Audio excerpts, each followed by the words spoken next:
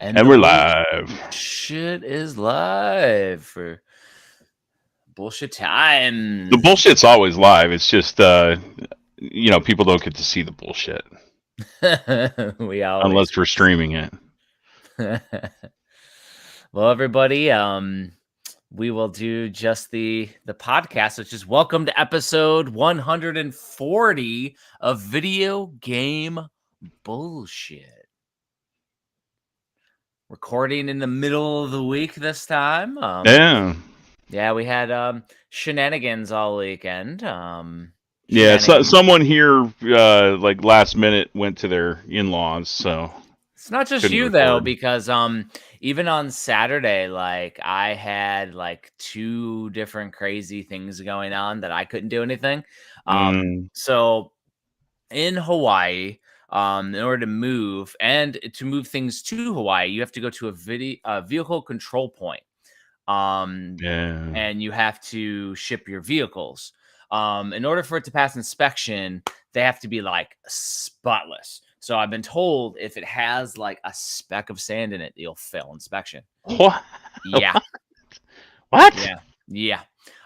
So on Saturday, I was out of the loop because we had an 8 a.m. appointment on post. This like just another military guy does Black Hawk detailing. So we got a detail for a couple $100. He went through, detailed the hell out of it. I also had the day before did oil change and had 3 running lights out, which was crazy in the back. Yeah. So anyways, he detailed the hell out of it, but he started at 8. He didn't finish until like 2. Yo, damn, dude. Yeah, because like we thought it was only gonna take a couple hours, so we sat around, went to the PX, which is like the Army Mall. They call it the BX in the Air Force because of the base, but it's the post exchange on the Army. So yeah, we got Starbucks, went around there at the PX, and then like we realized, okay, it's like we have to get back home because at noon we had our landlord is like showing the house already. So like 2 rents, which my wife's like, maybe he's confused because like usually that when you're going to sell a house, but he's just renting. Because I don't think people are going to be waiting around for like 2 months before because like 2.5 technically before. Yeah, that's a long time before to like look at a property to rent, Yeah. Or like month and a half. But maybe, who knows? I don't know what sort of demand there is on island. I'm sure it's kind of sparse. And like we leave in a month and a half, but like it's technically 2.5 because we have to pay through the month of June or whatever, through the month of June. Mm-hmm. Now, as we were leaving, I told because we had to get home though, get London up because she stays up all night, so she was still sleeping, get her butt up and then go eat lunch. But I told the landlord, I'm like, hey, so you want to rent it and you want to have them come in June, like we'll be out before June. Like we can be in a hotel on the 28th. That's when our household goods get picked up. And I was like, you do that, and yeah, we could use an extra month's worth of rent for our moving expenses. Well, even so, it would be nice if they prorated, even if you needed like a couple extra days into that month or whatever. Yeah, usually landlords will work with you. Yeah, and the thing is, he can't rent it if he charges us rent that month. So like, just don't charge us rent. Sure, yeah. It's like $4,000 out here every month, so it's like that would be $4,000 in the pocket that we can move with. Insane. I would be okay with that. Friggin' wild. But yeah, so I mean, we did all that, and then we got back at 2. Then our truck was ready. So I drove the truck back, parked it in the garage, and then then it's like dinner time for me, which is late as shit for you. So I'm like, I was out Saturday too, and then I know Sunday you were out with the in-laws till late, and so shit happens. Yep. And then yesterday, then I did drop off the truck at the vehicle control point because I did detailed. It passed first time, no issues at all. And then today they came for household goods. They came and like surveyed the house. And I'm like 4,000 pounds under my max weight allotment. Oh crap, dude. Yeah. Cause like I get as an E8 in the Army, they give me 14,000 pounds and I have like 10. because That's insane. we only have half our house, so it's like Yeah, exactly. Everything's in storage for you guys back in the lower 48. So, and because we got like a bedroom set here and a new bed, which is one of those adjustable ones, like we'll have a couple extra crates leaving, and then of course all the Hawaiian things we've bought, like big stuff. But yeah, it's super easy.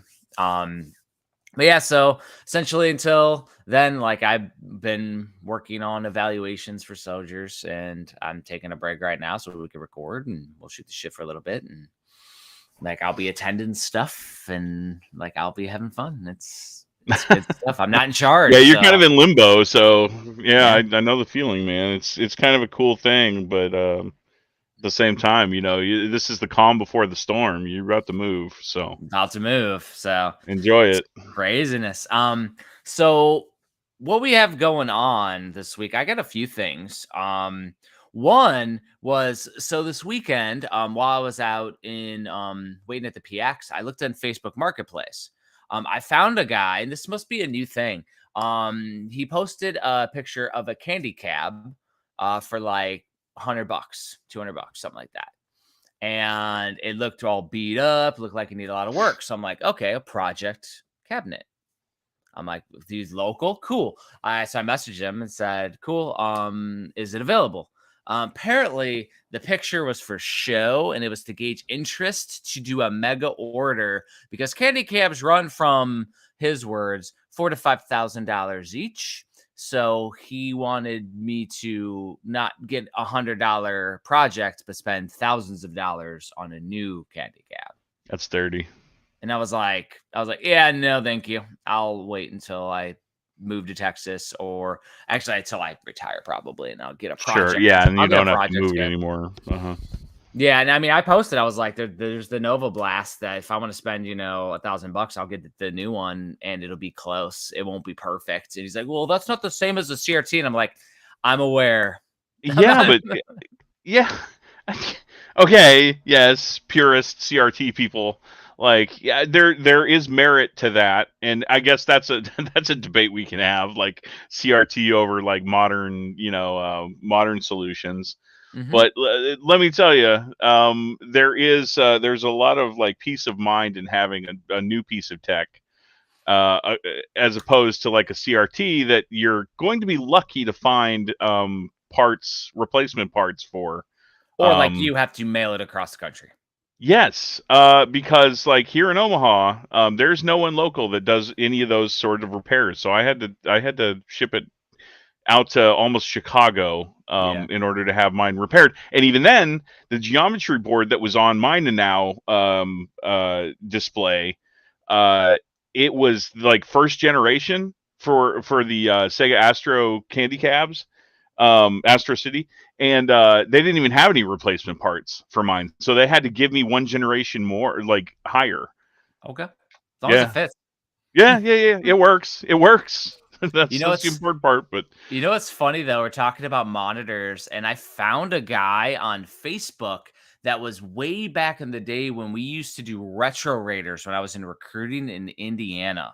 And this is before video game bullshit. We used to get together with my buddies Wiz and JD, and we would get together, and Wiz Jason Wisniewski was talking about this guy Randy Fromm, and he did this whole guide to monitors and how to do CRT repair. And I would buy that. And he has a video series that he does. Is it a book?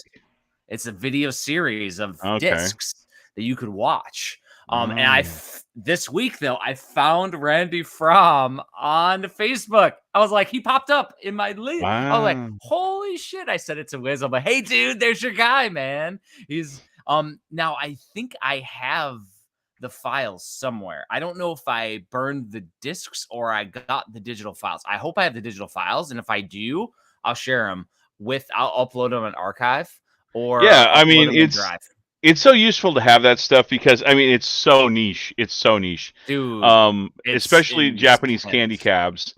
Like whenever I had to like take apart my cabinet, I'd never done it before. I've never seen it done before. It's obviously unique to each cabinet how you take it apart, but like as a novice and with an expensive piece of hardware like that, you don't want to just go in there like cold turkey and just rip shit apart without knowing what you're doing. So video tutorials like that are invaluable, and YouTube is really invaluable. I was doing a whole lot of like searching on Sega Astro City cabs and like how to take them apart, and thankfully someone had a really nice tutorial on how to do it. So that's how I was able to do it myself.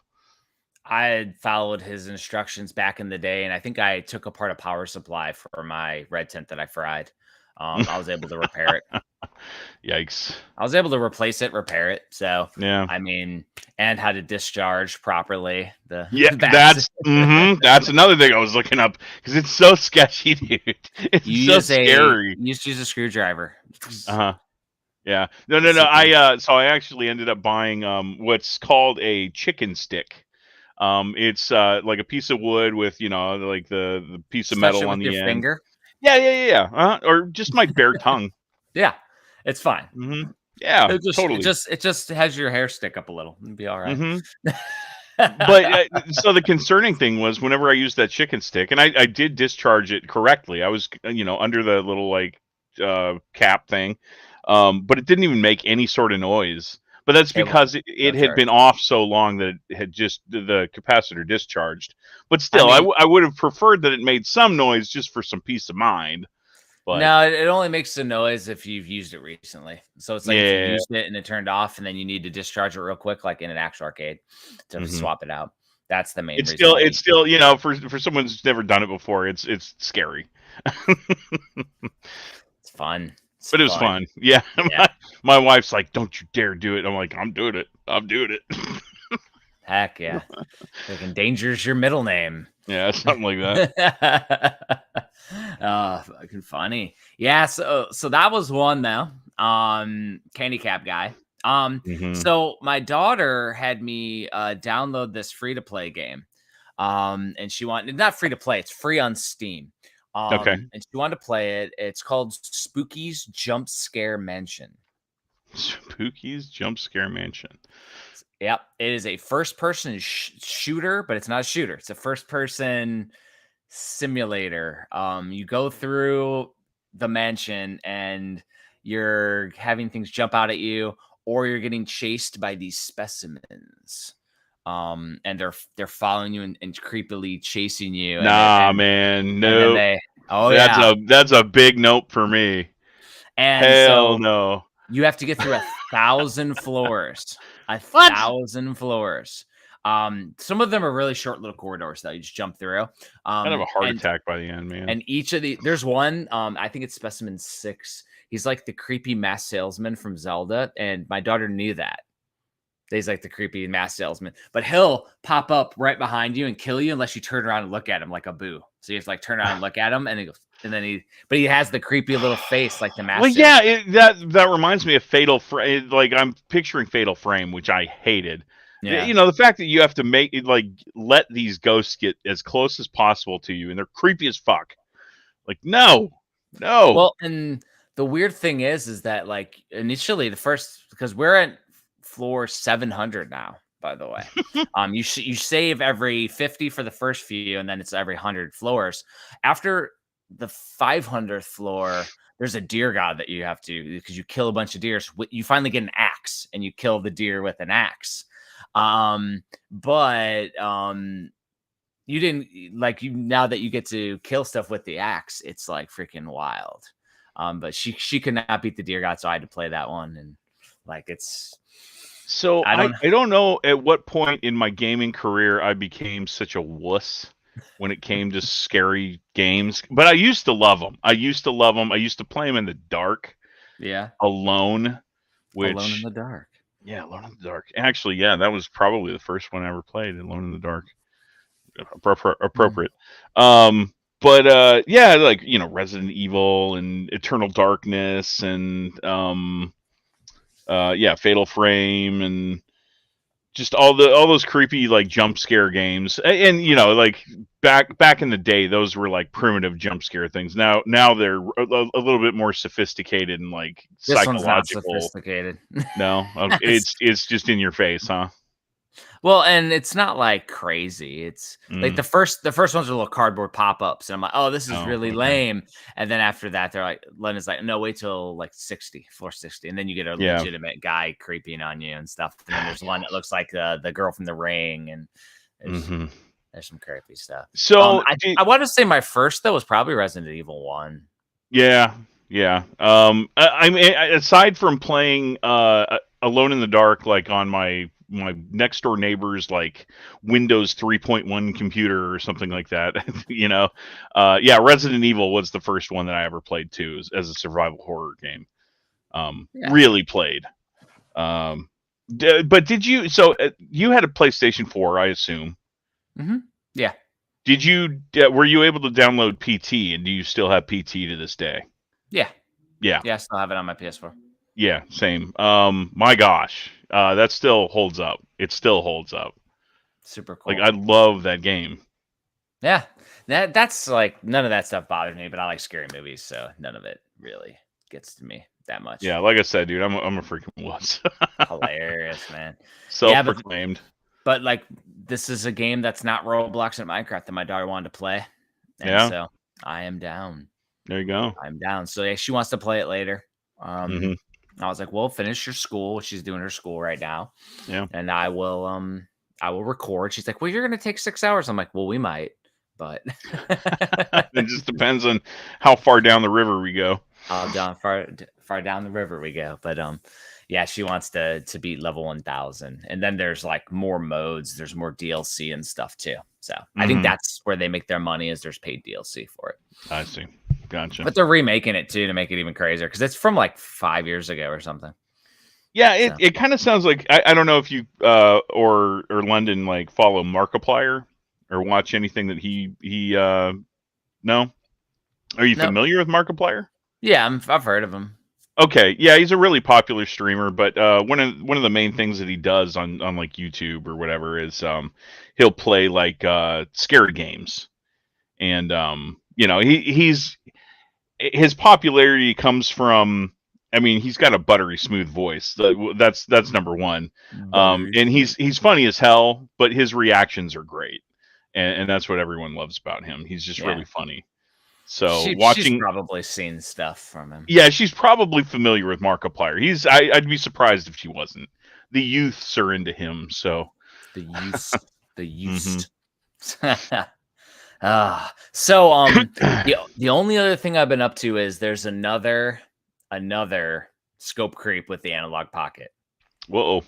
Lot of new cores have been released. So really? Recently? Yeah, like within the last like week, there's been a crazy amount. So a lot of arcade games. So there's like a developer that's dedicated to porting arcade games perfectly in FPGA with all the cores to analog.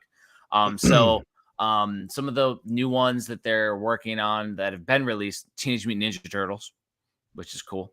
So I could play it on the Analogue Pocket or on TV with perfect like arcade. That's awesome. Simpsons is either done or in works. And then Splatterhouse are like cool, the arcade, yes. But like, when I say there's a lot though, there's probably like 20 to 30 games that have been done.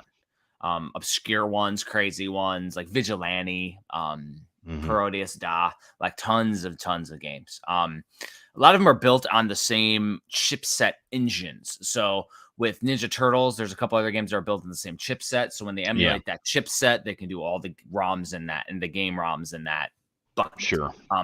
But that isn't all that was updated. So PC Engine was updated, PC Engine CD, and now the CD audio lag that I had, or the glitch, where the audio is fuzzy, it's gone. So now it's flawless. I played Lords of Thunder and like the that's where my mind went too, because like, Lords of Thunder is an awesome game and the soundtrack is amazing, but that'd be kind of distracting if there was like some off. Yeah. So now that's flawless. Game & Watch wasn't working on mine, but I fixed it. There's like certain files that you have to use or something, but after I fixed it, there's also in the file set Tiger handhelds in there. Oh, no way. So I could play I can play Tiger handhelds and Game & Watch on the Analogue Pocket now, and it's as bad as you imagine. The Tiger handhelds. I had. How in the heck did someone do that? I had Street Fighter 2 back in the day, so now I have this Street Fighter 2's on there, which is classic. I also had Power Rangers. I didn't see Power Rangers on there, but yeah, the one Game & Watch I didn't see in the file set was Zelda. So the Zelda Game & Watch, the original one. So, yeah, the dual screen. Yeah, I gotta see. Like maybe they didn't do any of the dual screens, but I fixed that. Also fixed Vectrex because Vectrex wasn't working on mine. Now it works perfectly. And the overlays, because you apparently have to get the overlays separately. The only thing is, though, is that it doesn't load Vectrex ROMs. It only loads ones that they've programmed into it to work with the overlay. So I can't like just go to one of the homebrew games or any of the other stuff and like load it on there, like the Xmas cards. There's a ton of homebrew games on Vectrex. Those don't work natively right now, but people are working on that. Yeah, as I said, a lot of shit, dude. And then there's 2 new cores for 2 new systems. So the Neo Geo Pocket now has FPGA. But you have to do like this weird specific sequence to get games to load. So it was wild. Like I have to like sit there, like load the game, and then you have to press the select button, which is the coin button. It goes white. Then you have to actually manually load the game again and then reset it. And then it goes to the game. Yeah.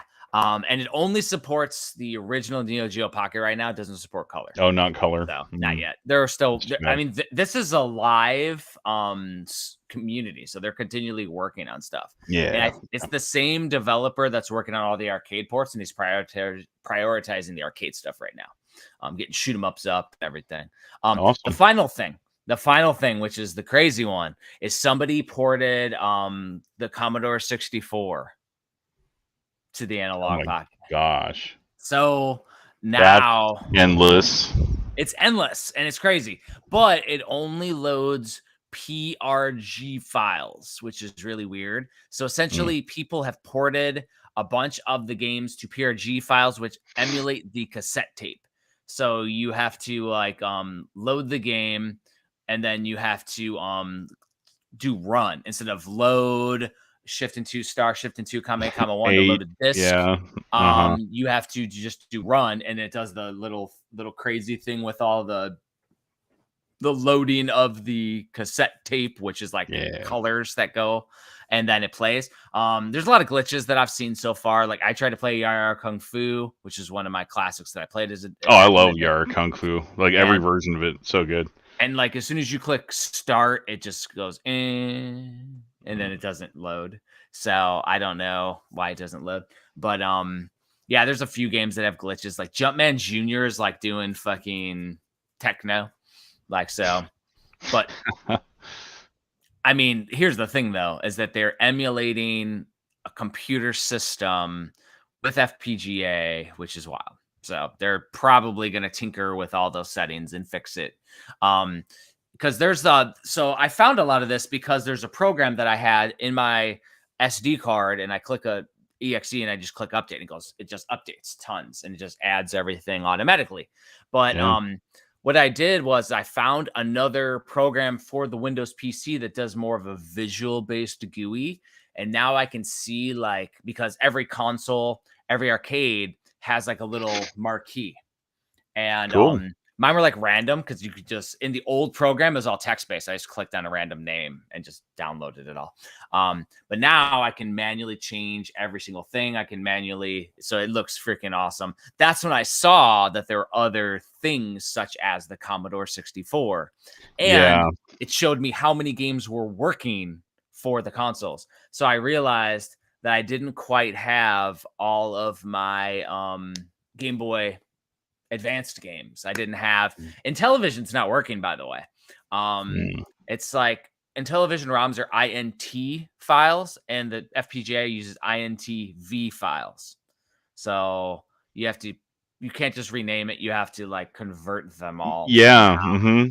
So I don't know like what the heck is going on with that, but weird. Fun stuff. But yeah. But that's the gift that keeps on giving with the Analogue Pocket, because I just have tons and tons of stuff to play. There's arcade games, so like there's everything, and it all works perfectly on my TV with the dock. I can hook up to 4 players for Turtles to play all 4 players on the arcade game with perfect emulation. Like it's near perfect. So that's cool. Where we're talking like CRT versus not CRT. With FPGA emulation, it's near flawless now. So pretty awesome. That was my crazy rabbit hole I went down, and that was all like within the last like couple days too. Because it's crazy, man. Yeah, there's a couple YouTubers that follow all the scene, and I saw the updates. I'm like, crap. So I updated mine and went down the rabbit hole. Yeah. Yeah. And most of it all works now, which is pretty cool. I think I only have to fix the Intellivision thing eventually, and then put all the Game Boy Advance games. And then I found some crazy on archive, a ROM repository. ROMs. Yeah. But it's a ROM repository where it's made for EverDrives.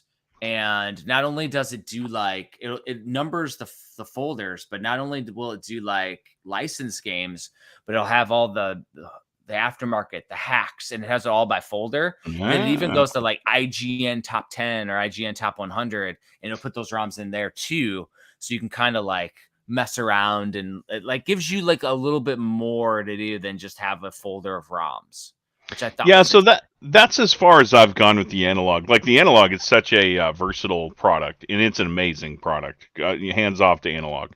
But like that's as far as I've gone. I haven't gone like any sort of like customization like you have. But I do have EverDrives. I have loaded ROMs on EverDrives, and the fact that you can just slot it into the Analogue Pocket and go. That's where I am right now with the Analogue Pocket. Well, it's like one of those where I don't have all the retro machines with me, so this is how I can play NES or Genesis or Super Nintendo. Sure. Yeah. Good point. So that's kind of where I like to tinker with new tech. So that's the other thing. So I tinker around with the Steam Deck. I tinker around with the Analogue Pocket. I have fun with it. So last thing that I tinkered with was my arcade. What the crap is it called? I always forget. It's in my arcade. My Mr. Cade. Yeah. Yeah. So I've got all sorts of ROMs. Right now I have Armed Police Bat Rider loaded in my Sega Astro City. Nice.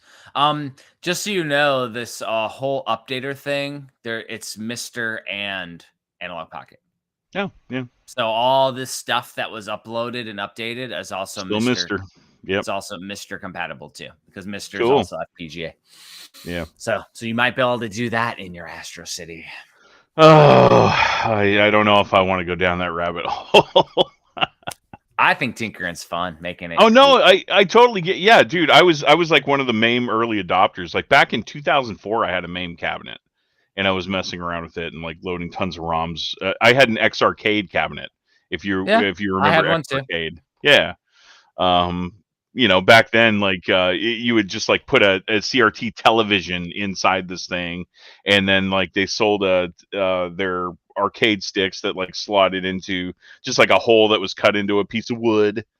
So it wasn't anything pretty, but it was the early days of MAME cabinets.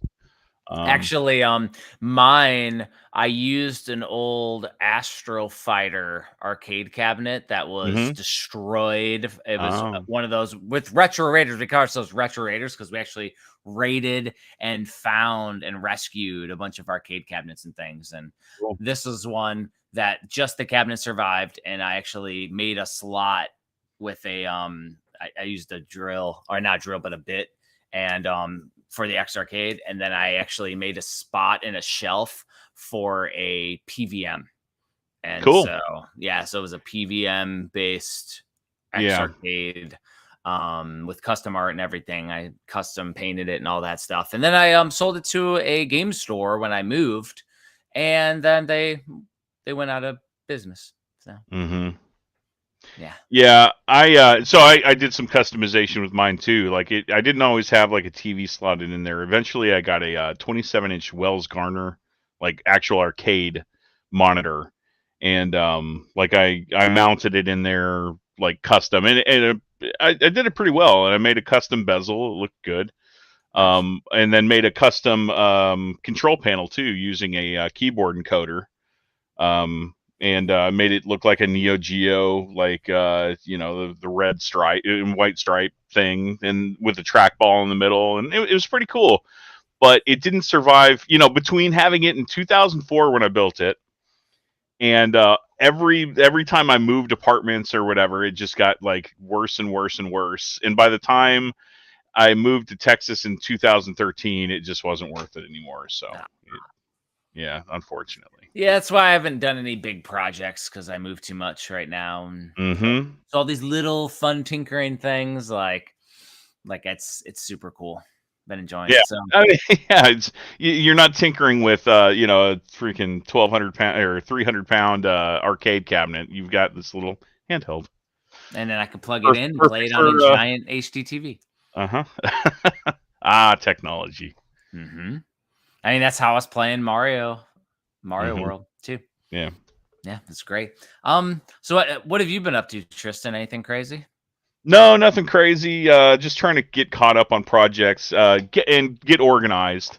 I saw your whiteboard a couple weeks ago. I actually ended up getting a couple whiteboards, and now I'm going to like organize myself. But we're getting Series 7 wrapped up.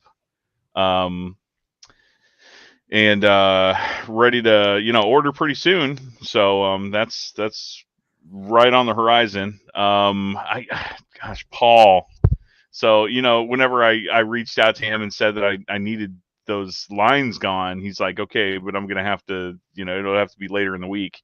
Haven't heard a word from him. So I hate bugging Paul, but I need that stuff to make the stinking guide, man. And when you're talking Paul, you mean Paul, the developer of Sunshine Manor and Camp Sunshine. Great dude. And I feel bad. Like I've been asking for these maps because I'm making the strategy guide, and obviously you got to have the maps in a strategy guide. It would be irresponsible and incomplete without maps. So in order to make it thorough, I need those maps, and he's the only one who can give them to me. So I'm at his mercy. Well, and I'm gonna have to do a call with him, because I have to get everything organized, because there's certain items that were with the original Kickstarter 4 years ago, and there's stuff that isn't. And so I got to figure out, all right, so what's going to be universal across all items, what's unique, what's not. What's doable and what's not, because we can't do two different cartridge labels. We can't do, like, there's certain stuff that has to be universal. But then there's other stuff like inserts that we can do a couple. Well, I've already got so I had those trifold like Sunshine Camp Sunshine maps made. Those are still sitting in my storage closet. So that'll be an extra that'll go in with the retro edition or whatever. I don't know how we want to do that. So I don't think it'll fit in the retro box. No, I don't think it'll fit now that I mention it too. But the deluxe, we'll figure it out. Deluxe. Yeah, the deluxe. There you go. It's a big box, Tristan. I think it'll fit. Yeah, we can sell it with the deluxe, and we can actually sell it with the strategy guide too, if we sell that separately, when we do sell it separately. Yeah. So we'll also have that available on Hagen's Alley as well. Have a couple hundred extra. But I mean, other than that, pretty boring. I caught up on Fallout. We talked about, or we tried not to talk about it because I hadn't seen it yet. I didn't want any spoilers. Oh, we can talk now Fallout. that I've seen it, We could talk Fallout. Let's talk. Oh, Fallout. I know. Yeah. Well, now that I've watched it all, I want to talk Fallout. It's freaking awesome. Yeah. So, what did Natalie you think? really enjoyed it too. It was incredible. Yeah. Let's change topics here. Ooh. Fallout. It's a topic. Yeah. So Fallout was an amazing show. I was addicted. Yes. Continually was watching it. Like as so soon as well done. As soon as it was released, like I watched a couple episodes throughout the weekend, and it was like like nothing else. I haven't had a show like that in a while where like nothing else was mattering. And like it also, the episodes were like an hour each and they flew by. Oh, dude, they absolutely did. Yeah. I think it was the first episode that was a little longer than an hour, and we were like, man, how long is this episode? But every other one like flew by. But yeah, my initial reaction is like, first and foremost, I love Walton Goggins. He's one of my favorite actors. So the fact that he's like so central to this series, I love it, and he is, he lives up to his reputation. He's an incredible actor, and he did that ghoul role so well. Man, what a badass! Huh? Oh yeah, both roles. Yeah, before and after. He's so good. He's incredible. And the thing is too is that because I was only a Nar dweller, I only played like an hour of all the Fallout games. I had no idea about the lore or anything. So all the stuff about there being like multiple vaults with tests and stuff, that was all a surprise to me on the show, which was awesome. It was really cool to see. Oh, so all you big businesses will totally get to mess around with the vaults and run experiments, which totally would happen in real life. Scarily, yes. But yeah, like that was a big reveal, and the fact that she's like, oh, well, we can guarantee by dropping the bombs ourselves. Like, whoa. And that was his wife. Whoa. Yeah, that's fucked, man. The ghoul's wife was bad. So it'll be interesting because the big cliffhanger now at the end of this episode is now that the ghoul and the vault dweller, they are teamed up and they're going after to New Vegas. Yeah, I know. Yeah, look on the horizon. There's Vegas. You can see the stratosphere and everything. And yeah, they're trying to find his wife, which we don't know if he'll be happy to see her, or he's just gonna want to kill her because she's, crooked. Well, my thoughts are, is she in Vault 4 or is she actually like, still being cryo frozen like everyone else? Or and she may not be in that cryo one. Oh no, it wasn't Vault 4. It was Vault 31. Yeah, but Vault 4 Vault 31 was only low level employees. That was the ones underneath that guy, the basically the brain, the Zumba brain. But basically all of his minions were the ones that were frozen in cryo, which is interesting. To segue to a game I've been playing, I started, and it was yesterday, Fallout 4. It's available on Xbox/PC Game Pass. So I just downloaded it onto my Legion Go that you didn't talk me out of. And so interestingly though, you start in Vault 111, but their experiment is everybody's in cryo. And then they pull people out, and then they I think they took the dude's baby. So they take your baby or something. Yeah. But anyways, yeah, so that one's a cryo just like Vault 31. The interesting piece is that there's still a bunch of the past that they don't show because they don't really there's a big gap between whenever he finds out that his wife is evil and part of this plan and the very first episode when the bombs drop. Because because when he found out about his wife's thing, he was still an actor. Whereas when the bombs drop, he was at a birthday party. That's a pretty big fall. I don't think you would go from Hollywood actor to birthday parties in a year. He might have, and this is why. So he went to that meeting, in the what was that place? Whatever. Anyway, it was a communist meeting. And back then, like in the 50s or whatever, people were rooting out communists in Hollywood, and blacklisting them. So what I think happens is that they find out that he went to this thing and they label him a communist, and now he's been blacklisted from Hollywood, and now he's forced to do stuff like birthday parties. Okay, so it's maybe not too long. They might. No, I don't think so. I think it happens pretty fast. Interesting. So The other thing that was interesting though is like playing Fallout 4. So I started playing it it was very straightforward. Got into the vault. You literally come out of the vault after like 100 years or something, or 200 years, whatever. But the interesting piece was there's mods. So because it's the PC version, there's mods in the menu. So I'm like, well, F it. I'm gonna play it crazy. I'm not gonna play it normal because I'm used to PC, like playing these type of games on like an Xbox or a PlayStation. And so there's this mod where it has your Pip-Boy, and you can go on there and like drop any weapon and item and everything. Oh, sick. And so like I got these giant little mini nukes that I can have. So you're playing Fallout 4 in creative mode, basically. Basically, I'm playing it in creative mode, just running around and enjoying myself. Just having fun. I assume that I'm not going to play it like a ton, so there's nothing to worry about. And I mean, there's no real achievements that I care about or anything with it. So that's not a console game, so there's no achievement system in it. It's just a PC game. But it's super crazy because like I'm going through and like basically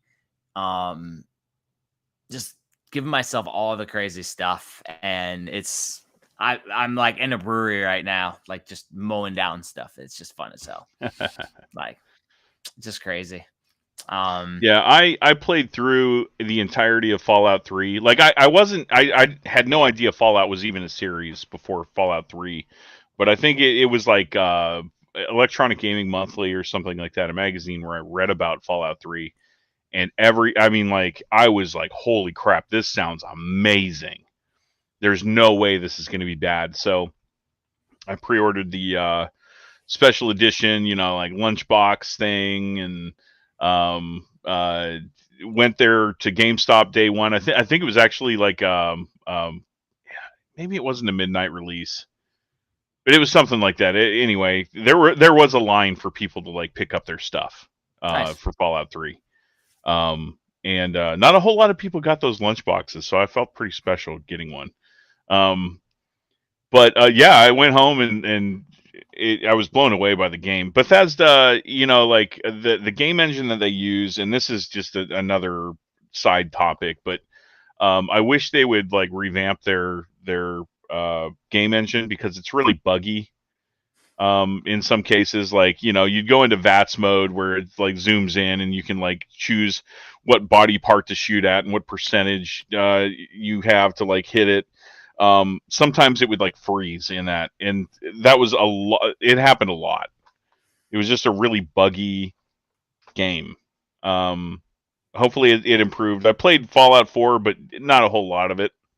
Well, I mean, now Fallout 4 started and 76 where they release games and they're super buggy and you shouldn't play them for like a year once they work. But that's Bethesda. Bugs. That's kind of Bethesda. That's their MO.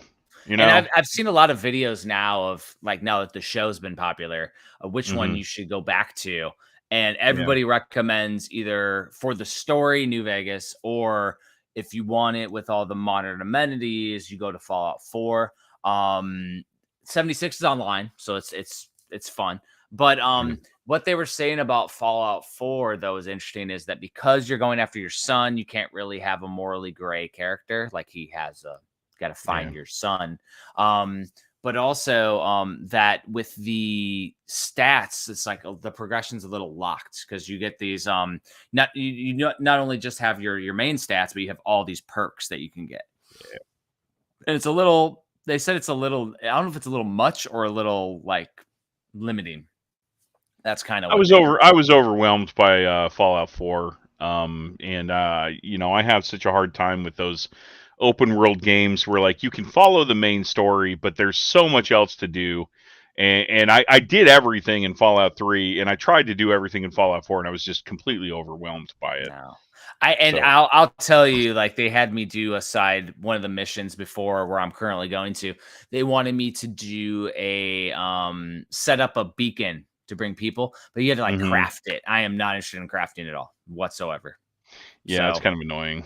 Yeah, I don't want to do any of the crafting. So hopefully you don't have to do a lot of that crafting stuff, and I don't care if there's a like ending tied to it or whatever. It doesn't bother me none. But hopefully I don't have to do a lot of it, because that would just be annoying to craft a bunch of crap. And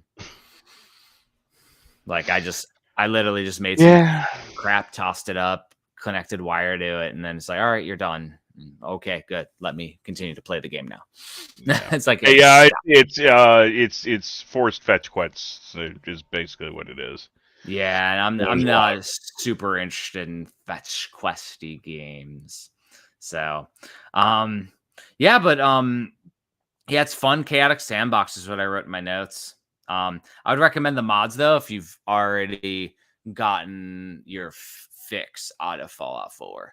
Not necessarily beaten it, but like you're done with it. And the way that I play games nowadays, and I barely jump in and move around, like it's like I'm going to play it with mods and have fun. Anything else on the TV show, Tristan? Yeah, so they introduced the Brotherhood of Steel, which is a big part of Fallout with the power armor and everything. Yeah. One cool thing, and this isn't something that was in the game, is that these knights in the Brotherhood of Steel, they have squires that are assigned to them that are basically like there to support and like carry their stuff. I saw everybody writing the memes of Kevin Hart and Jumanji with the giant bag. That's funny. Yeah. Yeah. So funny as hell. Obviously I know like the one main squire that kills his Maximus. His knight. Like him and the other squire that come later, they're a couple of idiots. Like they're just morons for like half the damn show.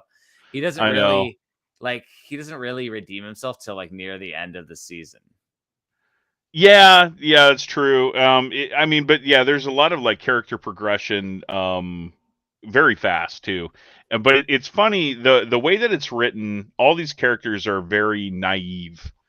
Not the ghoul, because he's been around for hundreds of years and he knows what's going on, and he was there pre-war and everything. But the vault dweller, she was in her own little world and she doesn't know what's going on the surface. And the squire Maximus was only on the surface and doesn't know about the vaults or anything else, and obviously never had sex education.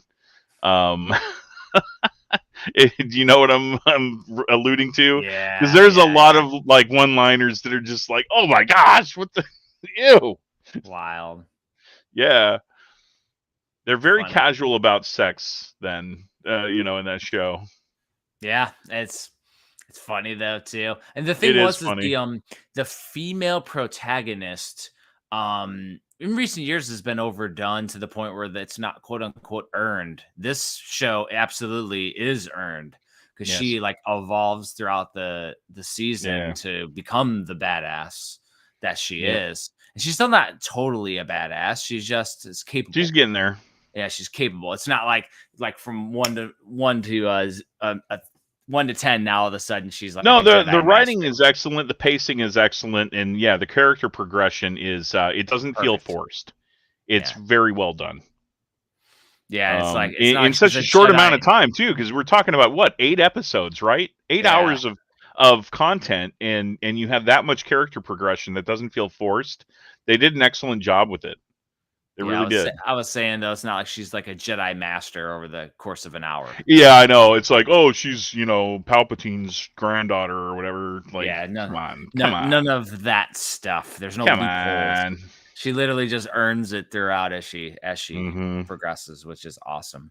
Yeah, that's freaking. And then I loved the spot where she went to the supermarket. That was ridiculous. Yeah, and like just destroyed the stoner guys. So good. Yeah, those guys reminded me of Idiocracy, the movie. Like those kind of people in charge, Yeah, exactly. They're sitting there like not understanding. Then you had the robot, which was cool. Yeah. The cool throwback. A lot of throwbacks to the show. Okay. So I've got one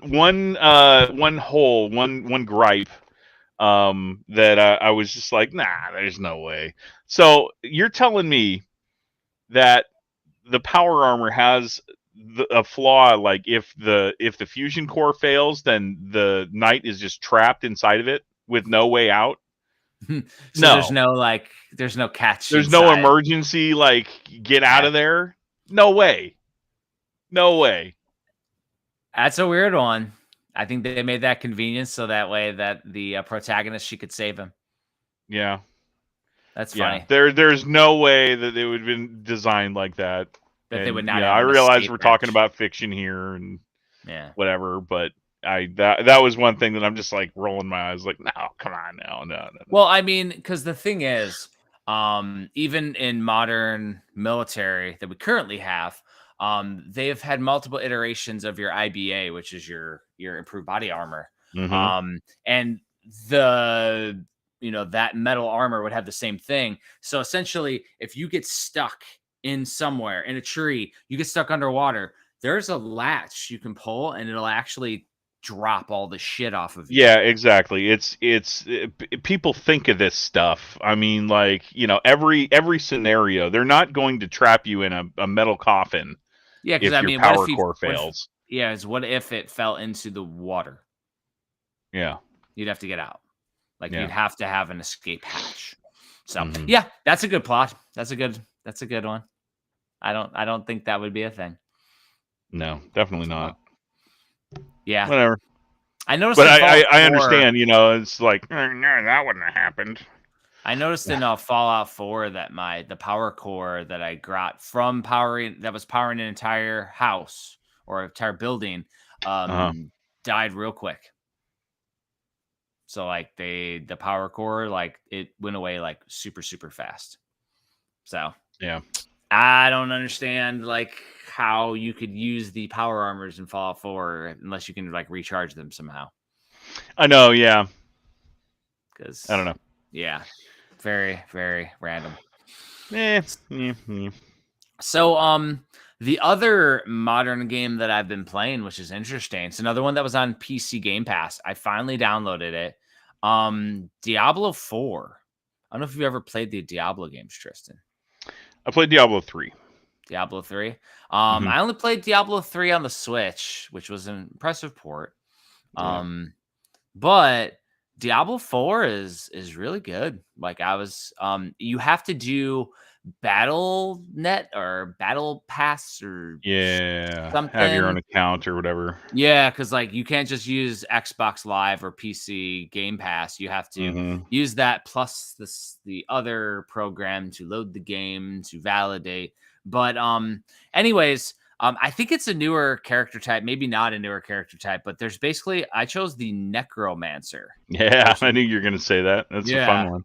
And they raise a bunch of minions and you get a bunch of skeletons. But here's the interesting thing. I did the random character generator.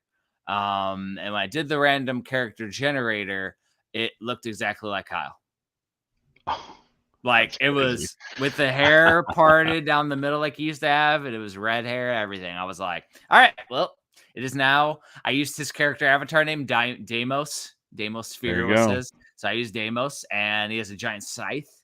The skill tree is interesting. You unlock powers and stuff as you go through. So it's very, very interesting to do. There's this one where you take all the enemies, and so you press the X button and you bring up your minions as the Necromancer, and you can continue to bring up your minions. But there's a power now that I have where I can explode the enemies after they die, so you can cool. And so it creates this giant explosion that'll pretty much kill everything. All the big bosses, they come over and go boom and blow them up, and then I only refresh my minions when they lose some health or something. Freaking crazy though. Yeah, and I got a ton of different pieces because you can warp around the map and go between the different missions and stuff, and then there's NPCs that give you your classic quests and all that. So it's pretty damn flawless. I think it's an awesome game. I think with that game and Fallout, I'm going to be dropping in and out of those two every once in a while. Those would be fun little, just like continuous ones because they're both on the Legion Go. They're both big, but it's like it's wild. You know what I mean? Like just playing some modern stuff that isn't Final Fantasy VII Remake because I still haven't. I haven't picked it up since I put it down. No. It's gonna take some. I don't know what it's gonna take, but I don't feel like picking it back up right now. Well, for me, it's like I have to like delete something on my PS5 for the wife, and I haven't wanted to do that. So I might wait till it comes to PC and then play it on there. I don't know. We'll see. Very, very interesting. I see in the comments, Jesse Glenn is saying that he's on a mission to do all cartridge updates. Rocket League is 30 gigabytes. There's like a 1 terabyte limit that he's finishing or something. Doing updates on all cartridges. That's very interesting to do cart updates because the thing is that like I know a lot of physicals, especially at the limited company side, they want everything complete on cart from a limited company perspective. But then the big wigs, we've talked about this, the big wigs get away with having tons and tons of updates for their cartridge games on the AAA titles. It's like it's a double-edged sword type of deal. I don't actually do any cart updates until I am ready to play a game. Same. The thing is, and here's the thing, is that true preservation? Could it potentially go away? Maybe, but on the other side, fans will keep it alive. But Nintendo's not going to pull the plug on, I don't see any. I'm not saying they aren't ever going to pull the plug. They aren't going to unceremoniously, without warning, pull the plug. So, if there's an important game out there that has some updates, you'll probably likely have some fair warning to do it. Yeah. Well, I mean, I know I was chatting before Jesse brought it up, was with the 3DS going away, there was a lot of Street Pass enabled games that lost functionality. So the fan community has actually, hacking community, whatever, has created fan versions of those opportunities. So you can still do them. Fun too. But so much fun. You can still do them, but it's just, it's not Nintendo driven anymore. So it'll be something similar as like all that stuff will be available later. If people want it, people will make it happen. If nobody wants it, then nobody will make it happen. That's the main thing. And it's sad that it comes down to that the unofficial means by the community have to step in because the first party developers are not interested in any sort of preservation. Not at all. And and I don't know if it's not interested in preservation or cannot continue to support the servers that are necessary to run it because it's financially prohibitive at that point. I get that, but I mean, at that point, why not enter into a partner, like an official partnership, and give the keys to the kingdom to someone else? You know what I mean? Yeah, I mean, if that kingdom would pay them, I could see them doing that. But that'd be the only way Nintendo would do it is if they can make money doing it. But if they're not making any money, they just pull the plug. I get it. Yeah. They're very controlling with their IP as well. That's a good segue into some current news. Because let's hear it. So let's change the ticker real quick. Latest gaming news. Oh yeah, I got about 3 things. So we already talked about Fallout, which was one of my things. But the other thing that just came out yesterday is that Samus was almost in Fortnite. Ooh, interesting. And there's a reason why. So Nintendo was actually receptive to the idea of Samus being in Fortnite, if it was only on their platform. Nintendo famously is protective of their IPs. They don't want their characters on other platforms, obviously. So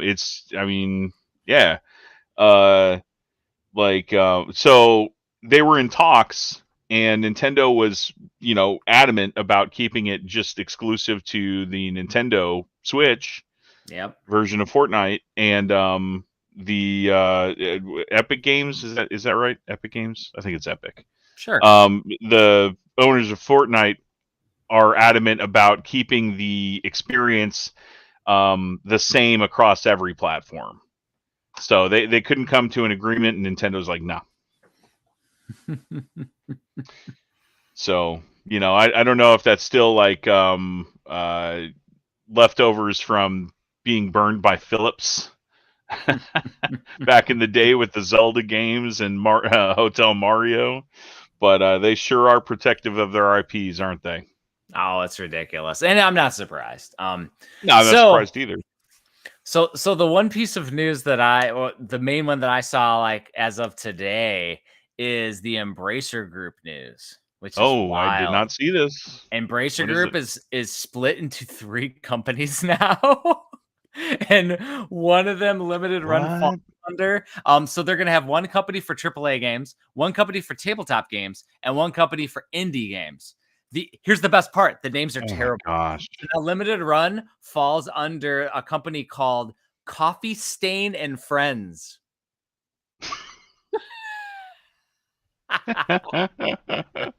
Cool.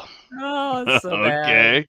That's terrible. The AAA one's called like Middle Earth and something, and the tabletop one's called something else. But like limited run is like now getting rebranded to Coffee Stain.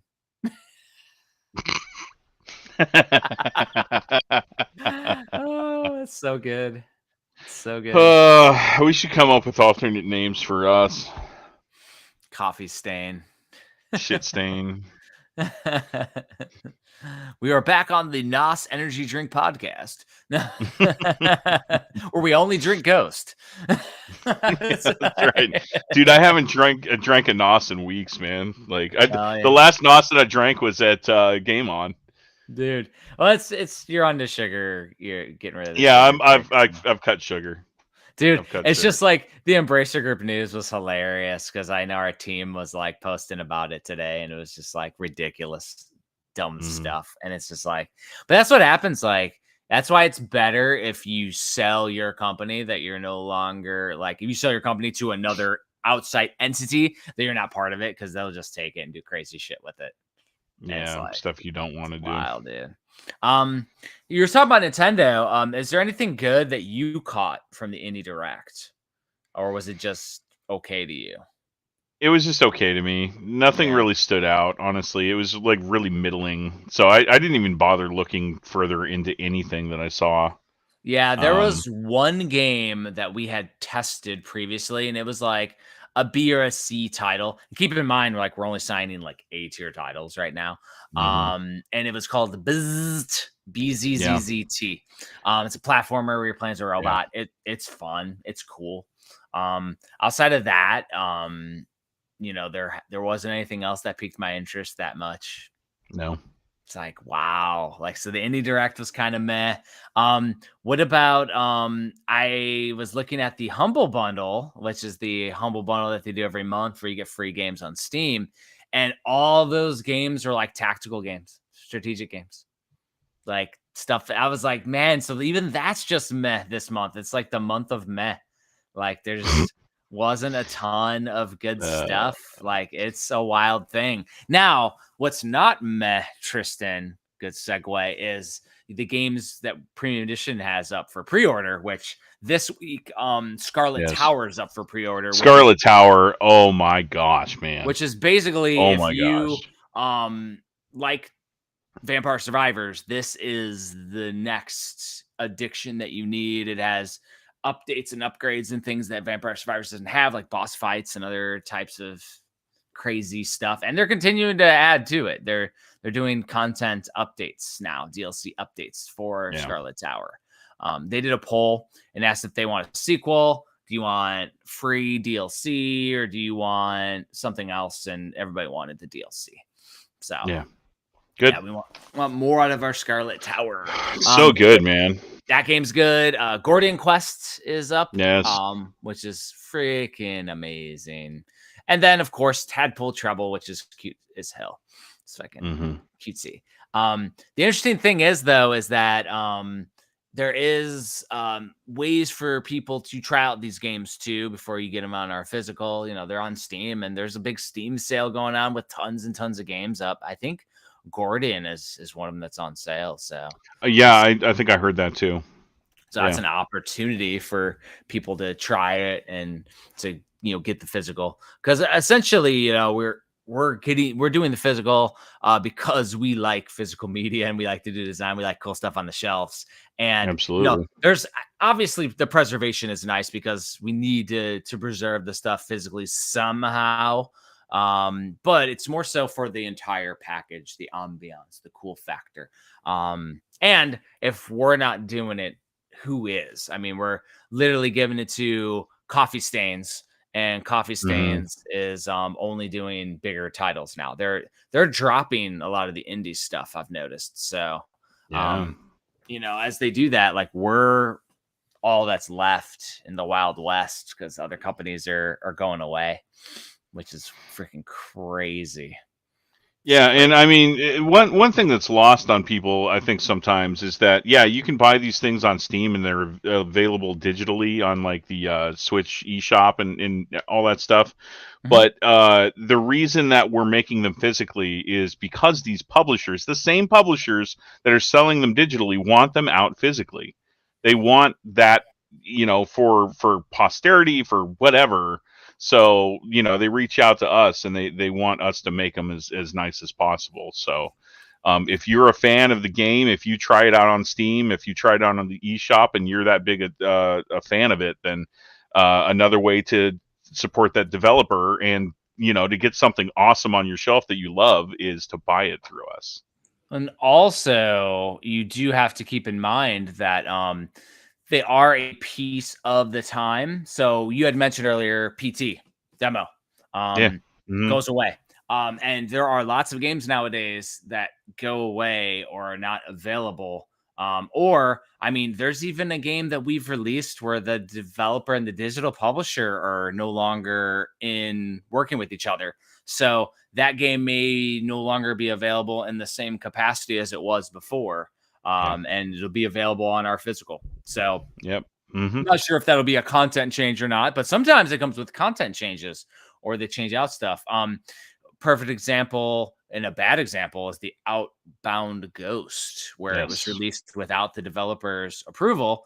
Now they're going to do a new one in the future, but in order to get that original release, you have to have the physical, even though it'll be inferior because it's broken. But that being said, there are versions of games that make changes and have changes and things like that. And so supporting the physical gives it that way that it was when it was released too. So that's the preservation piece too, because if things go away, the digital eShop changes something, they remove something, it's gone.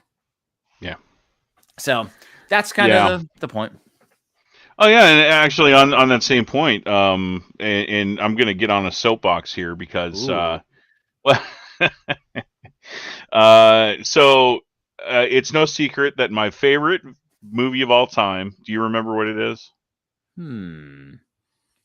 I would say it's definitely not Terminator or Predator or Conan the Barbarian, because you haven't seen so it. It's a Quentin Tarantino film, The Hateful Eight, which I think is criminally underrated. Walton Goggins is also in that.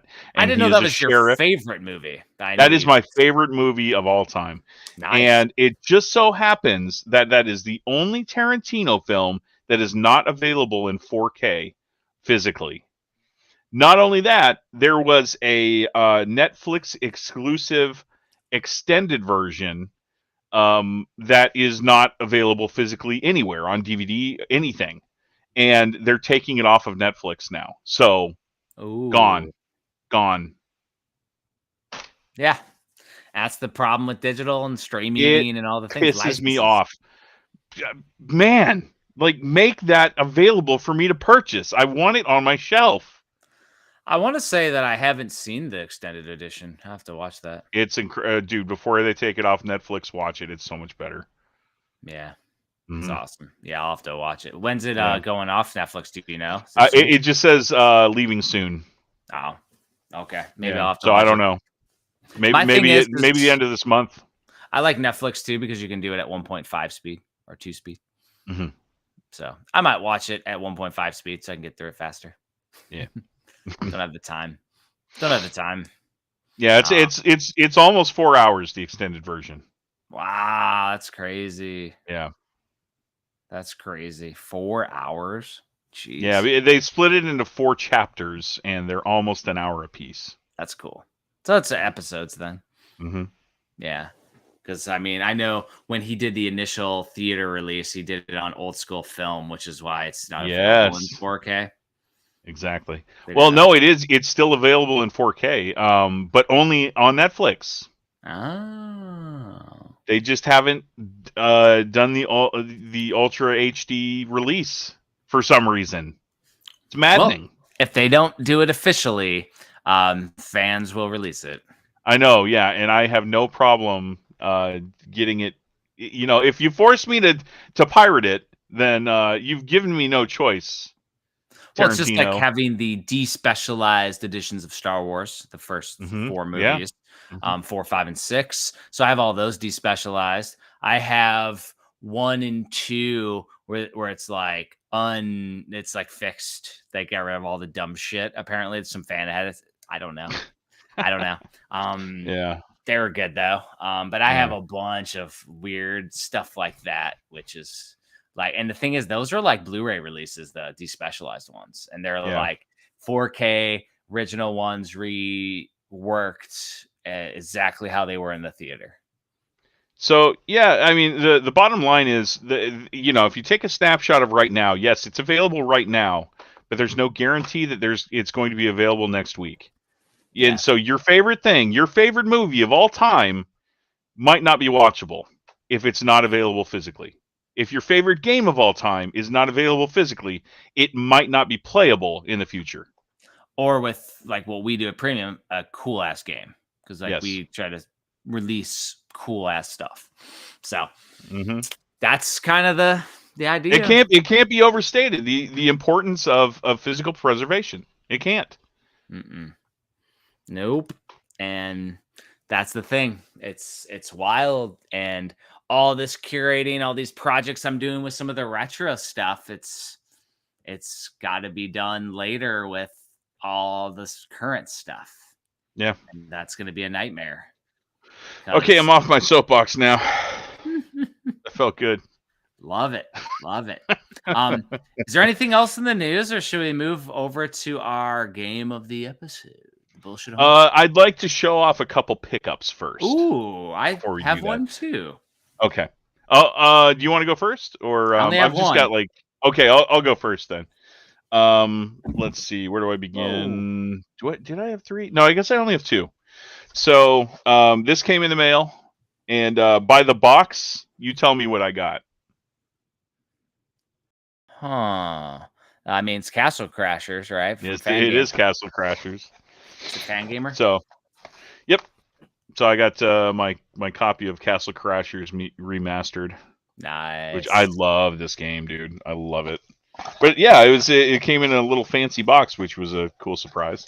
I want to say I haven't played Castle Crashers since the original 360 release. I haven't either. So I have it on Steam Deck or whatever. Yeah, I just haven't played it.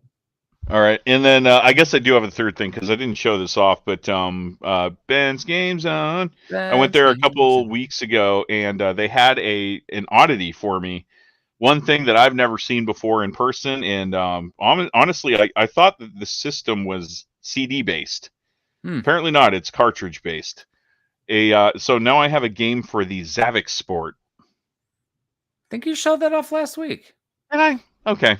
Yeah, because it had the little weird. I'm old. You are old, Tristan. You are old.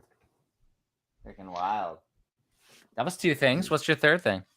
My third thing is this Saturday. I wish I could remember her name, but we can look it up if we need to. The voice actor for Claire Redfield was doing a signing at a local place in Omaha. So I got this. Nice. That's cool. Yeah. So Claire Redfield loves me. See, Nice. Lucky you. she was really nice. She's also the voice of Jubilee in the X-Men series, Oh, nice. and she's the voice of Lydia on Beetlejuice, the Oh, cartoon. did not know that. Mm-hmm. It's wild. Dude, Yeah. so the one item I got has a little bit of a story. Did you know that TNC Surf Designs, Town and Country, it's a store in Hawaii, TNC Surf Designs, right? Mm-hmm. Did you know that the characters from that game are no longer associated with TNC? No, I didn't know that. The Yeah. gorilla and the gorilla, the cat, tiki the mask tiki dude. guy, and the skater. And so an interesting thing is that the artist commissioned TNC to use their characters, but ultimately has it. But that artist releases stuff as part of Thriller Crew. Oh, sick, dude. So that's cool, man. That's so like on brand too. And so Thriller Crew does everything TNC style that you remember. TNC has a cool design too, but that's a really cool design aesthetic. They released something, a mini skate deck that I saw that had an 8-bit aesthetic here. And this thing is a little mini skateboard. Check this out. The boys. Oh, that's sick, man. And so you got the skater, you got Tiki Man, you got Thriller Gorilla, and then you got this random ass caveman that they also use. The cat is not used anywhere on the website anymore. The cat isn't anywhere. The tuxedo cat. But yeah, this is a really badass skate. That's cool, man. Something that you put on the wall or whatever. You know what I mean? I'm not gonna put anything on the wall now that I'm moving. But yeah, dude. Yeah, this came in the mail like a couple weeks ago, and it was sitting downstairs. I'm like, that's because I really haven't gotten anything in recently. So I've been kind of, about to move, kind of. Yeah. Chilling. I haven't gotten any random games that I pre-ordered 3 years ago coming in. Yeah. But yeah, dude, TNC is a different company from Thriller Crew. Yeah. Apparently there's a place called Zoomies that's at the malls, and they had Thriller Crew for a while, apparently. Yeah. But I used to go to Zoomies. Yeah, Thriller Crew, that website, they have tons of merch. They have tons of stuff. They have t-shirts and hats, and I got a hat, a yellow Thriller Gorilla hat that I got too. So it's freaking cool though, man. Yeah, that's all I got for pickups. Rad. Freaking crazy. So yeah, the game of the episode. Bullshit homework. Super Mario World 2, Yoshi's Island. Should I lay the wallpaper? Sure.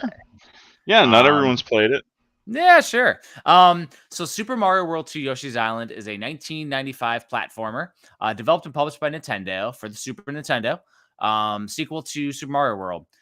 Player this time, though, controls Yoshi.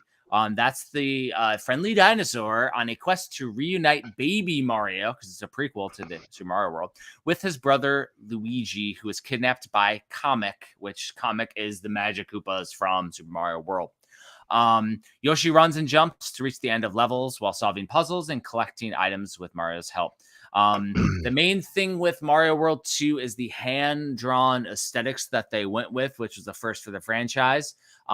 It has been known that with Nintendo that Shigeru Miyamoto was told that he needs to change all graphics going forward to the style of Donkey Kong Country because it was so popular at the time.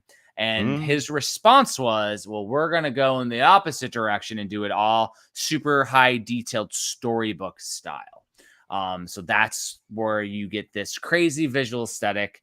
It has its own specialized chip for it, Super FX 2, I think it is, or something. A chip for it, and it also allows a lot of different morphing and growing and warping, Tristan, if you want to. And like weird cool 3D effects with like some of the platforms and stuff. So yeah. And then the main difference too with this, and this is stuff where they kind of experimented with different elements that have moved forward with as the series progressed and evolved, is that you not only just jump on stuff, but you literally are getting eggs and you have to aim and shoot the eggs. So there's a timing aspect and there's two different control methodologies. You can hit the button and it just goes like this, or you can hold and release. I've been doing the double tap version with this playthrough, but I think I used to always do the hold and release before. But to do the hold and release, you have to hold, and if you want to continue to move and jump, you have to keep holding it, whereas you just tap it, you can still move around as you're aiming to get out of harm's way. So that's the wallpaper. Craziness. And I know we both had different play styles for the week, because I mean I was playing other AAA titles. For me, I played it in short stints. So before I would go to work, do other things, I would play a level, or 2 levels. And I was playing it either in the bedroom, on the dock, on the Analogue Pocket, or in handheld mode on the Analogue Pocket. So I was playing the FPGA mode. I alluded to it last week. I'm playing a mode with a mod that, number one, all the red coins are red instead of masked. So you can see all the red coins throughout the level. Just like a tint or whatever. Yeah. And Baby Mario doesn't cry. It just does the beeping. So I don't get trauma now when I play the game. For me, playing this game, going back to it over the years, I really only play World 1. So World 1's like bread and butter. Like I fly in through all those levels. Now, first level World 2 was like, what the hell? I'm terrible at this game or something, because I feel like I was getting worse. I kept mistiming the flutter jump and barely not being able to get on the platform. So I'd jump and I would miss it and go try to flutter up and I'd die. And it was like, it happened all the time. And I feel like if I wasn't bothering with the stupid flutter jump, I would have done much better. Just trying to time and jump over stuff. But I'm like really, really good at aiming and shooting, like first time almost everywhere, which I was terrible at as a kid playing. I had to like learn how to do the shooting.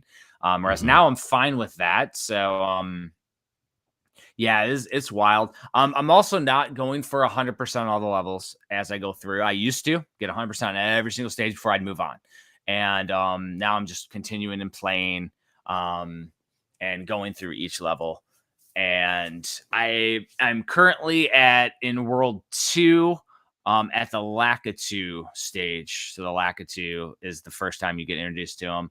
And I keep on hitting and falling a couple of different times. Spots.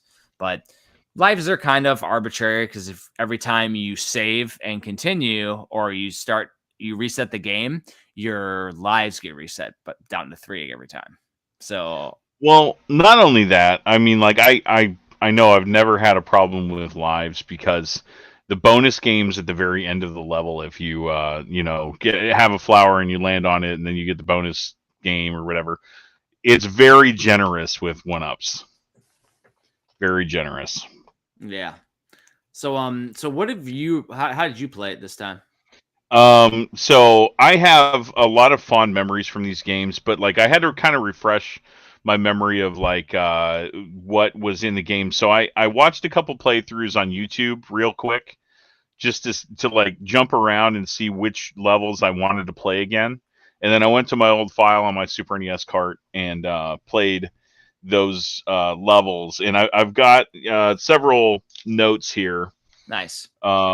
So let's see. The slime boss, where like you hit it and it like splits into smaller slimes.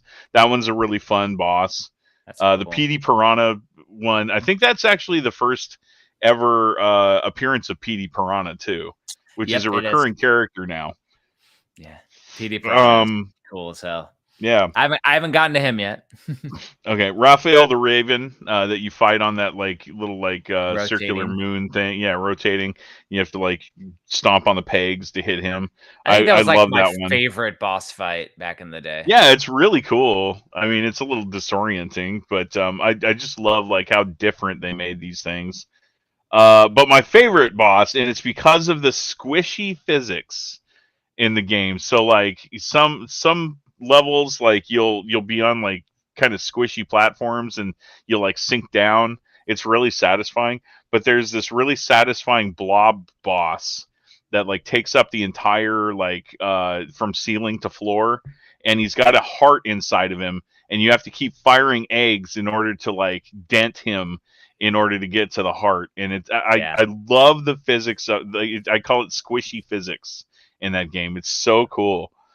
I want to say that like all these boss fights are like the memorable piece, and then it's like Nintendo didn't understand that, because later on they went back to the 3 jumps on a Koopa Kid or 3 jumps on a Boom Boom for every Mario game. And part of the enjoyment of this series, because it really did split off to be its own series, is the different boss fights that you get to go through, because that was the enjoyable part.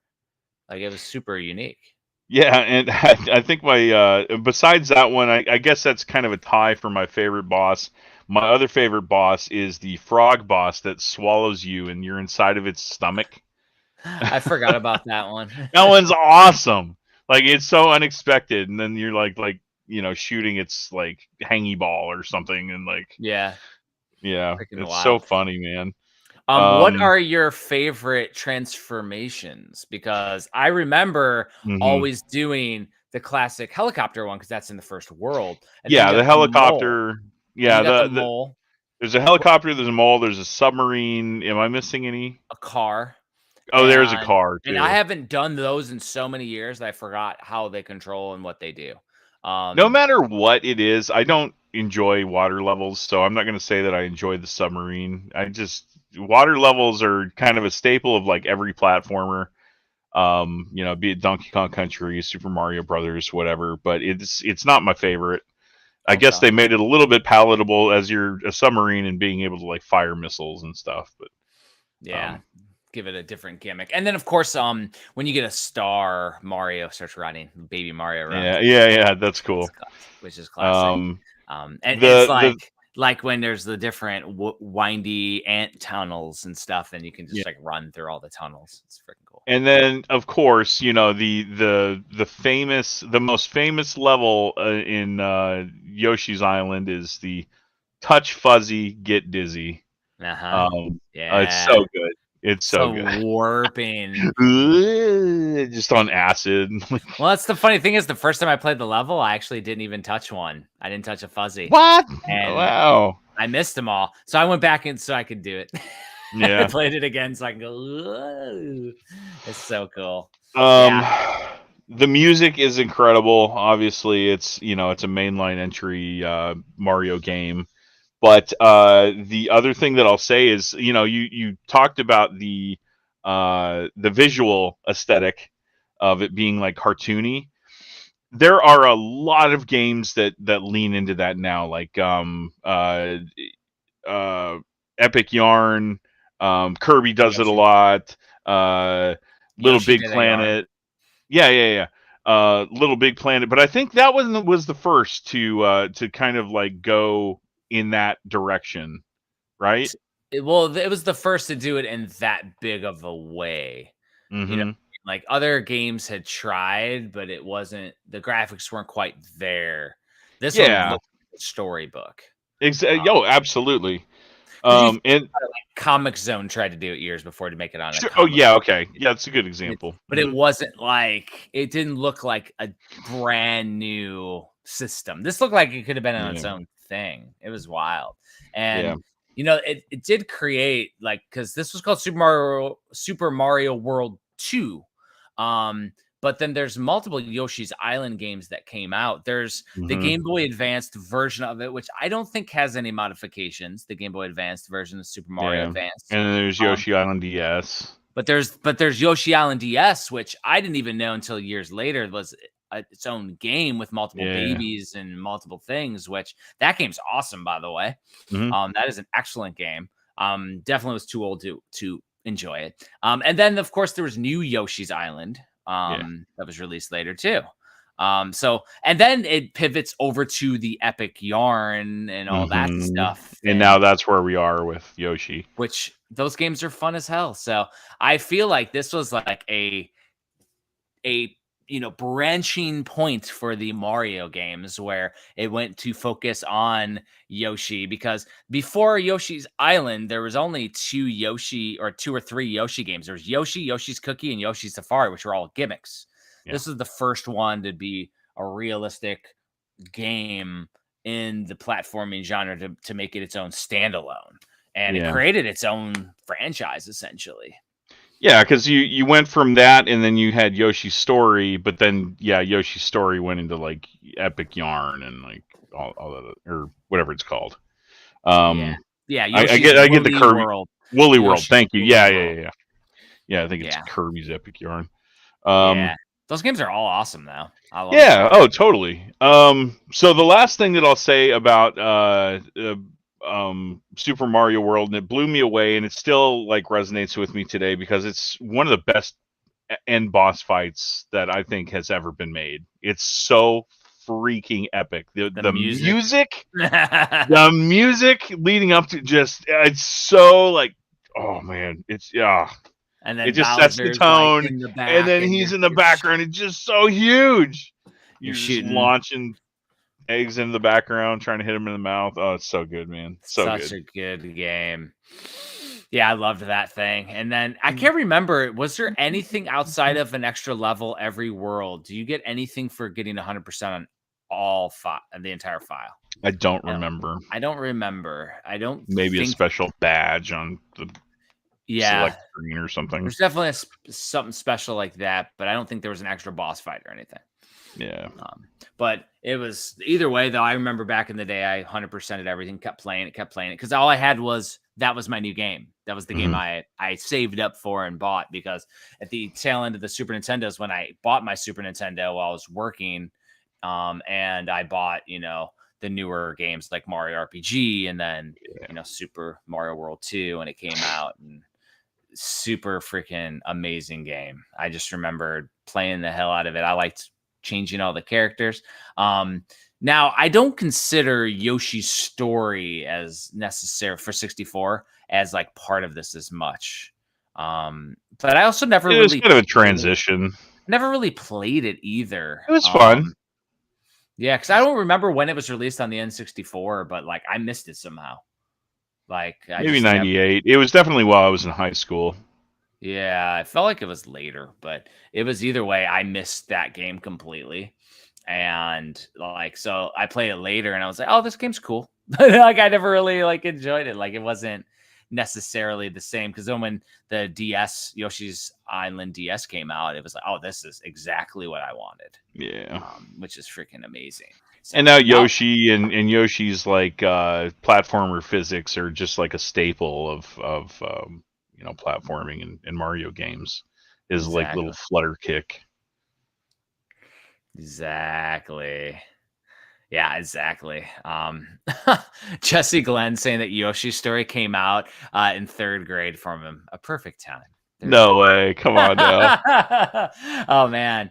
That's like Mario Brothers 3 for me. The era. Like oh yeah. See, there we go. Mario 3. Super Mario 3.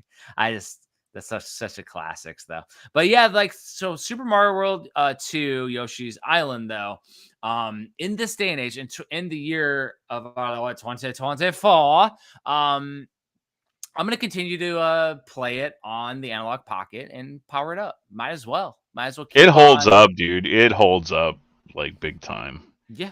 I think I'm going to try to beat it, and I just want to experience the Bowser fight again, like from beginning to end.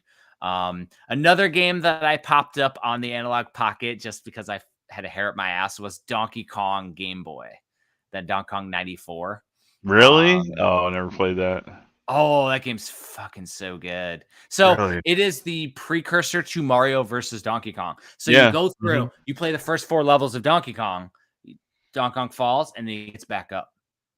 And then you continue with tons and tons of levels. The very end, like, there's a giant Donkey Kong you have to fight, like a huge one, crazy. After hundreds of levels. Wow. It is probably one of my favorite, probably top 5 Game Boy games of all time. It's freaking amazing. Amazing game. And Jesse says DK94 is top tier. Come on, Tristan. Tristan ain't having it, Jesse. I'll have to look next time I go to Ben's Game Zone. If they have it there, I'll pick it up. We'll have to make it a bullshit homework in the future. I'm going there tomorrow morning, so hopefully they have it on the shelf. Yeah. Well, and with Mario versus Donkey Kong coming out on Switch, I'm a little disappointed they didn't re-release it. The one cool thing about Donkey Kong 94 was when you put it in the Super Game Boy, it has its own background, changes out to I love that Donkey stuff, Kong man. arcade. Yeah, it's an arcade. And it looks cool. No, and the game is excellent. Mario has all the extra features and the jumps.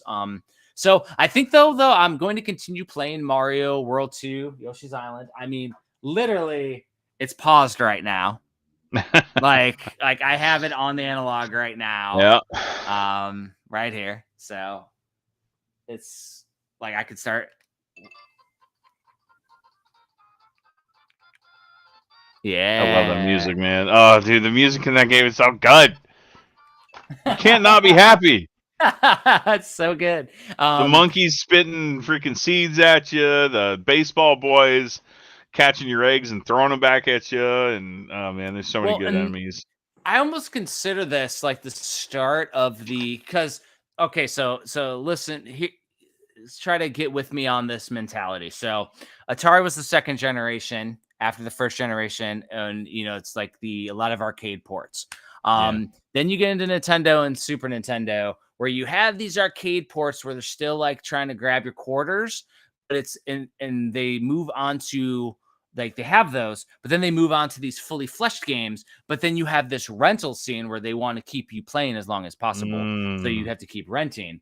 I feel like Yoshi's Island near the tail end of the Super Nintendo is where you get to like I call it the feel good genre. Like it's a feel good games. Like this game just makes you feel good and play. You just want to enjoy yourself, and you keep on going through. Donkey Kong Country has that as well, but it's got the challenge, an overarching challenge. Yoshi's Island also does have some challenge to it though, versus the future titles in the franchise as it branches over to to the Yoshi's Island series. They're super easy, like the Woolly World. Well, yeah, they make them. They've got all these accessibility options now, so that like little kids can pick them up and play them. Cozy platformers. There we go. Mm-hmm. I mean, and even with the recent release of the Princess Peach game, like that's super cozy. That's probably too cozy, honestly. And me going back to earlier when I'm playing Fallout 4 with freaking mods just to go around and wreck everyone. Like, I think playing some cozy games, that's why Mario World 2 is going to stay in my rotation, because I think I just want to play some stuff just to enjoy in between working on projects and stuff. So it's, I mean, because we're both knocking out design for premium to get things ready. I mean, we're ready for some orders, and in between that, then we move over toward book projects and cozy platformers and cozy games. Yeah. It's very, very interesting. Very interesting. I don't have time for these games that make me mad or make me feel like I'm doing work or yeah. Well, I gotta play games that make me feel good. I think it goes back to our episode on Hollow Knight. Like, you got to put in the work in order to get past that glass ceiling. Once you shatter the glass ceiling, Hollow Knight. Yeah.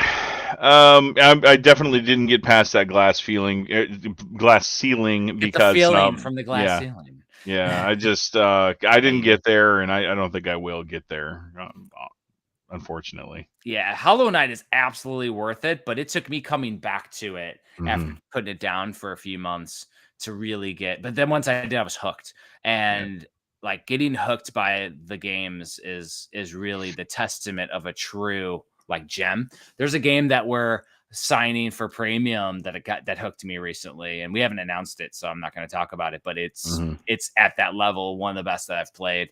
And those type of games are where, like, that's the kind of stuff I want to play. That's where I want to go to. Sure, I'll jump into some hardcore stuff every once in a while, but in reality, playing some stuff that's enjoyable is probably going to be the route. Speaking of games you want to play, ooh, I chose one for next week that we should play that I think is very underappreciated. Is it cozy? A lot of people. It can be. It's challenging. It's easy to play. It's hard to master. Ooh. And it's different, but it's got a really cool gimmick. In a tried and true formula. Okay. So what I'm talking about is Tetris. I love me some Tetris, but my favorite Tetris game of all time is Tetris Plus. Tetris Plus. Yes, have you played it?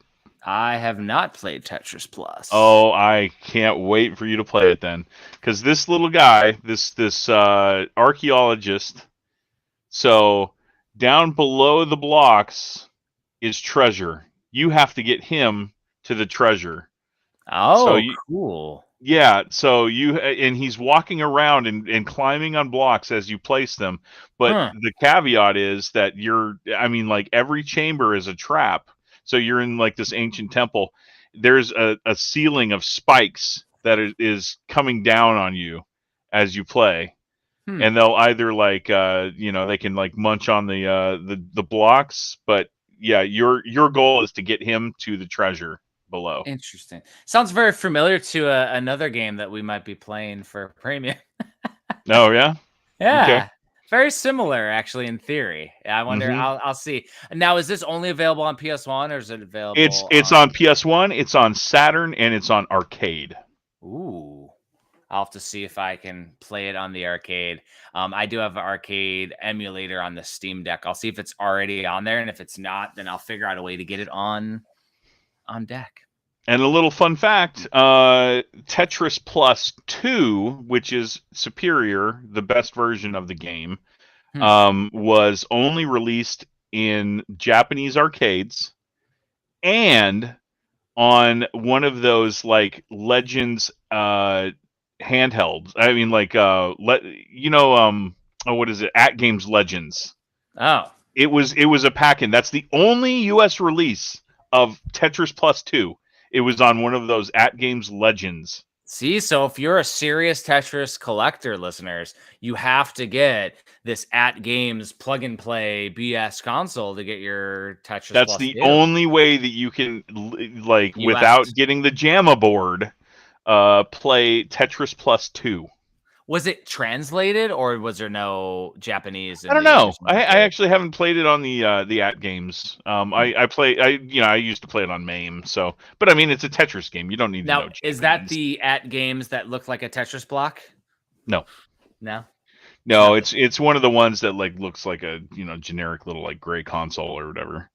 Nothing to show off Tetris. That it's the exclusive version. No, there's something like 20 games on this, and that just happens to be one of them. Wow. Mm-hmm. Wow. Yeah. So, this will be fun. I'm gonna try to play Tetris Plus and see how I do. It's so good, man. I love that game to death, and playing it multiplayer is hilarious because if you dump lines on the person next to you, then they go closer to the spikes. So wild. It's funny. And because you're doing this guy or you're leading this guy to the treasure, there's a story mode. Yes. Nice. There's a story mode. I will be playing the story mode. Hopefully, I don't get my butt beat.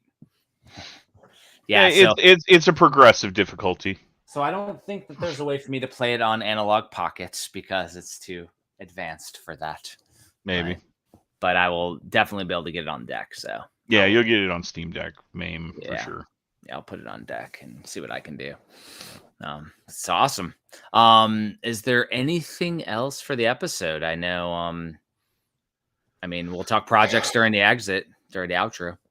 Yeah, I can't think of a thing, man. Like we covered MGC last week, and Game On a couple weeks before that. So we're right in the middle of convention season. I am actually considering going to Southeast Game Exchange. Very much considering going to that. I haven't been to that show. At this point, I had so much fun at Game On and MGC that I'm just like, I can't wait for the next con. So Southeast Game Exchange is cool as hell. For premium, it's a slower show because they're mostly retro gamers that go there. but like it's still an awesome community over there. Yeah. The after parties and the hangouts are ran by the convention. They usually like rent out a restaurant across the street, so you just walk across the street, which is awesome. That's cool. Yeah, and it's in like this own hotel area, which is all in one area, which is nice. And let's see. And then they usually have like some guests there too. I remember the last time I was there, it's been a couple years since I moved from Georgia. There was like the pro wrestler Doc Gallows was there, who's now in WWF again. He was in between. So he was there, and that was wild and really, really cool. I want to say that David Hayter's actually going to be at that one as well. Ooh. Yeah. I have to get a soundbite this time because I don't think you got any soundbites. Yeah, I actually, yes, exactly. I do need to get a soundbite, and I need to get a selfie with him too. I kind of regret not getting that. So you didn't get a soundbite of the Resident Evil guys last time. So I know, and I could have so easily, but now that I have this hookup with Charlie Kozlowski or whatever his name is, the original Crest Redfield, got back to me on Facebook. Nice. So we're friends now. He's my uncle. He's my Uncle Chris. Maybe Uncle Chris will send you a welcome to video game bullshit on. Exactly. No. I'm actually going to ask through my mom, who is friends with his girlfriend, former coworkers. I am going to ask this request if he doesn't, awesome. Respond to my message. But yeah, I could see him doing that. Everybody loves saying "Welcome to Video Game Bullshit." It's classic. It's classic. It's fun. But yeah, no, Southeast Game Exchange is the fun one. I would say Too Many Games is overwhelmingly awesome. Too Many Games is probably, but that's like East Coast, right? So both are East Coast. Southeast Game Exchange, South Carolina is. Whatever, it's literally on the East Coast. It's not coastal. Southeast. I don't know. I don't know. Whereas it's Northeast is where Too Many Games is. Philly. Yeah, I've never been Northeast, so that's like way out of my comfort zone. But I might go. I don't know. Yeah, but Southeast Game Exchange is a fun one though, for sure. Mm-hmm. And it shouldn't be overwhelmingly people driven, which is good. I mean, it's been a couple years. It might have blown up though. It might be crazy. I just have to figure out the logistics. I've looked into airline tickets. It's going to cost me about $500 round trip. But the hotel is the kicker. I already reached out to Josh, to see, because Scott is, I guess, vacationing with his family and doesn't need a hotel from Premium. So I'm like, hey, Josh, can you hook me up? He's like, oh, I think I might have room in my room for you. I'm like, someone asked. Yeah. Because I kind of want to take my wife with me to this one, so. Ooh, that'd be cool. Mm-hmm. That'd be cool. Yeah, like that is something after I'm retired from the Army, is Andrea wants to start going to conventions that we go to. I'm only going to go to places that I'm going to do a panel and be a guest at. But she also collects and resells and stuff, so she'll have and makes stuff, so she's gonna be making things and selling things and doing that too. Cool. So it'd be books and that, and it'll be cool. And if Premium's there, we'll do the double booth and have fun. Yeah, and very soon here, in the next couple months, I'll actually have my other book to sell, so that's gonna be exciting. Yeah, as soon as that sucker gets arrives, like I know. I still haven't even gotten my advanced copy of Metroidvania 1 yet, which I'm waiting on, and Metroidvania 2 is like ready to launch. I just made a video. We can launch that sucker on Kickstarter, so I'm gonna have to. It's gonna be weird. I'm gonna have to launch that book on Kickstarter before the other book is shipped, but otherwise it's gonna take me 6 months every single volume, which is ridiculous. So like it's done. Like I'm trying to make a bookazine series, but you can't. I want to get people like used to the crazy ass quality that I'm doing with these. So when they see it, they'll get excited and want to do more volumes, but I don't want them to wait a year before I launch the next one. Yeah. So it's like shit. So the frustrations, man. But yeah, working on that. And then, I'm working on the homebrew section of Genesis, which is almost done. So the Genesis book is almost done too. I'm gonna have 2 books done. Like Genesis might be this summer. Sega Genesis. Very nice. Crazy, man. But yeah, outside of that, dude, should we wrap it up? Yeah, I think we're good, man. Nice. So you can get all the books and view this podcast, which is saved at HagensAlley.com. We have new games available at premiumeditiongames.com for the new spring series of games with Gordian Quest, Tadpole Treble Encore, and this week, Scarlet Tower, which is, you know, a Vampire Survivors inspired game, which is amazing. As well as some of our other book releases, like the Switch Collector series is currently on premiumeditiongames.com, and the Video Game Console Collector's Field Guide. Yes. Anything that I missed there, Tristan? No, sir. You got it all. Right. Thanks, everybody, for listening. We'll see you next time. Later, guys. McNugget.